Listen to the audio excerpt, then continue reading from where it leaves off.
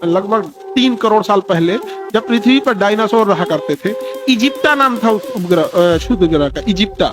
इजिप्टा गिरा पृथ्वी पे ना, तो जिस एरिया में गिरा, एक तो इतना भीषण भूकंप लाएगा कि पहले तो मानो, वर्तमान मानो इतना बुरा मरेगा अपने ही द्वारा बनाया गया बिल्डिंग वगैरह से। उस समय तो बिल्डिंग वगैरह नहीं था, लेकिन इतना तेज आएगा कि डायरेक्ट इंपैक्ट तो करेगा, उसके बाद पृथ्वी के अंदर घुस जाएगा।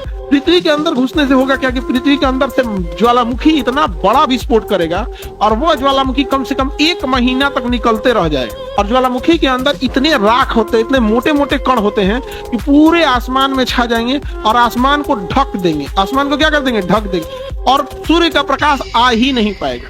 सूर्य का प्रकाश जब नहीं आ पाएगा तो मानो इस आइस एज में चला जाएगा। सूर्य रहेगा जरूर, लेकिन इतनी मोटी परत से ढक देगा ये ज्वालामुखी का कि पूरा का पूरा सूर्य का प्रकाश ही नहीं आ पाएगा, सारे पेड़ पौधे खत्म हो जाएंगे। हुआ भी यही था। डायनासोर डायरेक्ट इंपैक्ट से तो मरे सब, और जो मैग्मा निकला धधकता हुआ आग, वो उससे भी मरे सब मर गए सब उससे।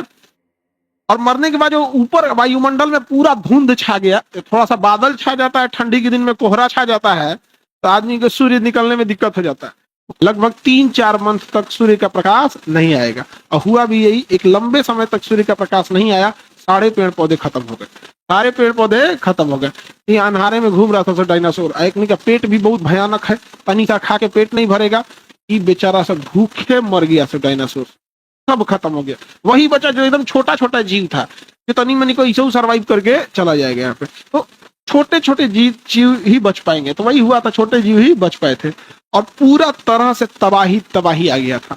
और जितने जगह से डायनासोर मरे, और केवल उस समय डायनासोर थोड़ी थे, उस समय का सबसे बड़ा जीव क्या था? डायनासोर। बाकी सारे जीव हुआ करते थे। अब डायनासोर में भी कुछ शाकाहारी थे, कुछ मांसाहारी थे, कुछ ससुरा उड़ने वाले थे, सब जना का व्यवस्था हो गया। क्योंकि अगर अकाल पड़ेगा तो सबसे पहले वही मरेगा जिसका बड़ा शरीर है, समझे?